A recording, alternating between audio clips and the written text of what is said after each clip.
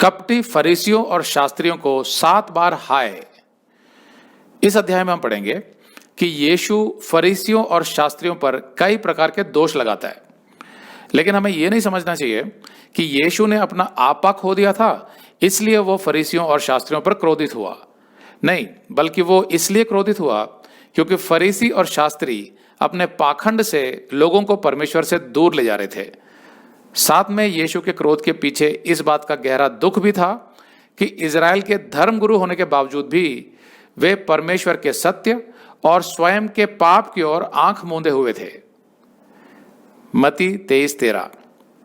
हे कपटी शास्त्रियों और फरीसियों, तुम पर हाय, तुम मनुष्यों के विरोध में स्वर्ग के राज्य का द्वार बंद करते हो, ना तो आप ही उसमें प्रवेश करते हो और ना उसमें प्रवेश करने वालों को प्रवेश करने देते हो।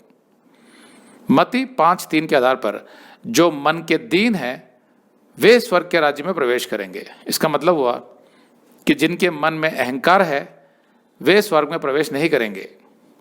और परमेश्वर की नज़र में हर वो मनुष्य अहंकारी है जो अपने सृष्टिकर्ता परमेश्वर को जानना नहीं चाहता कि वो कौन है और उससे कोई संबंध नहीं बनाना चाहता।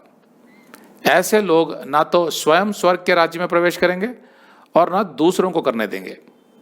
फरीसी और शास्त्री भी ऐसे ही थे, ना तो वे स्वयं परमेश्वर के राज्य में प्रवेश करते थे और ना दूसरों को करने देते थे।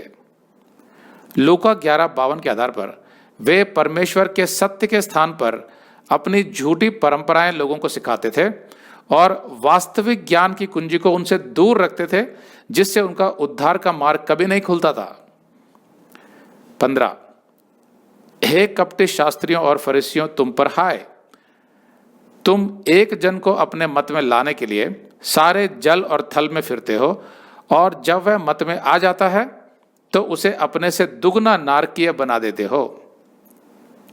परमेश्वर सबका उद्धार करना चाहता है, इसलिए वो पहले इजराइल को मिस्र देश से छुड़ा कर लाया और वो चाहता था कि इजराइल का इतिहास, इजराइल की संस्कृति और इजराइलियों का रहन सहन सब परमेश्वर के इर्द गिर्द घूमे, ताकि जो भी इजराइल को देखे वो सच्चे परमेश्वर को जान जाए। इजराइल के धार्मिक गुरु बहुत प्रसिद्ध थे, वे बहुत प्रभावशाली और आदरणीय भी थे। यीशु ने इसीलिए उन पर आरोप लगाए क्योंकि वे अपने प्रभाव का गलत इस्तेमाल करके लोगों को भटका रहे थे और वे सत्ता के भी भूखे हो गए थे। उनके ऊंचे स्थान ने उन्हें परमेश्वर की ओर अंधा कर दिया था और उनका अंधापन सारे इजराइल में फैल रहा था, जो यहूदियों को परमेश्वर के राज्य में प्रवेश करने से रोक रहा था। तो इन धार्मिक गुरुओं को, फरीसियों को, शास्त्रियों को, इनका काम यह था कि ये अलग अलग स्थानों पर जाएं और अविश्वासियों को सच्चे और जीवित परमेश्वर यहोवा के विषय में बताएं, ताकि वो लोग भी यहोवा की उपासना करने लगें और यहूदी मत में आ जाएं। तो क्या वे सच में ऐसा करते थे? वे जाके यहोवा के बारे में बताते थे और बहुत से अविश्वासियों को यहूदी मत में तो ले आते थे, लेकिन फिर भी उनको सच्चे परमेश्वर से उनका मेल मिलाप नहीं करते थे वो, और ना ही उन्हें उद्धार का मार्ग सिखाते थे।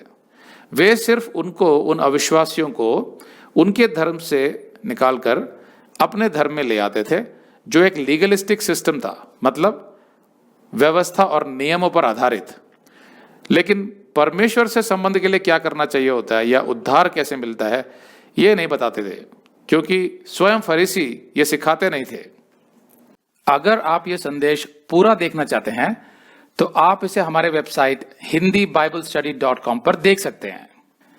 ये वीडियो हमारे अगस्त के वीडियोस में अपलोड किया हुआ है, तो जिनके पैकेज में भी अगस्त का महीना शामिल है उनको ये वीडियो उनके माई अकाउंट में अगस्त के वीडियोस में मिल जाएगा। अगर आप हमारे वीडियो फोन पर देख रहे हैं तो अच्छी स्पीड के लिए कृपया गूगल क्रोम या मोजिला फायरफॉक्स ब्राउजर इस्तेमाल करें। तो इनको डाउनलोड करने के लिए आप प्ले स्टोर में जाएं और ऊपर गूगल क्रोम टाइप करें, फिर आप गूगल क्रोम ब्राउजर पर क्लिक करें और उसे इंस्टॉल करें। ये एकदम फ्री है। इसी तरह आप मोजिला फायरफॉक्स टाइप करें, फिर आप मोजिला फायरफॉक्स ब्राउजर पर क्लिक करें और उसे इंस्टॉल करें। यह भी एकदम फ्री है। इसके बाद आप गूगल क्रोम ब्राउजर को क्लिक करके उसे खोलें और उसमें hindibiblesteady.com टाइप करें, मतलब पूरा hindibiblesteady.com एक साथ बिना किसी गैप के, तब हमारा वेबसाइट गूगल क्रोम में खुल जाएगा और आपके वीडियोस अच्छे से चलेंगे। इसी तरह आप मोजिला फायरफॉक्स ब्राउजर भी क्लिक कर सकते हैं और उसमें भी बिना गैप के hindibiblesteady.com टाइप कर सकते हैं। उसमें भी हमारे वीडियोस बिल्कुल आराम से चलेंगे।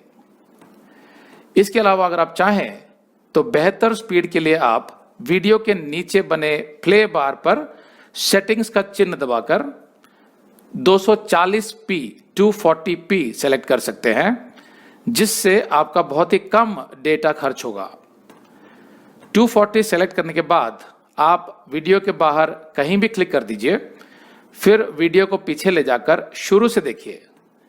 अगर आप हमारे वेबसाइट के विषय में जानकारी हासिल करना चाहते हैं तो आप YouTube पर हमारा संदेश देख सकते हैं, जिसका शीर्षक है एक विशेष सूचना, हमारी मिनिस्ट्री का अगला चरण, second phase of our ministry. उसका लिंक इस वीडियो के नीचे दिया हुआ है।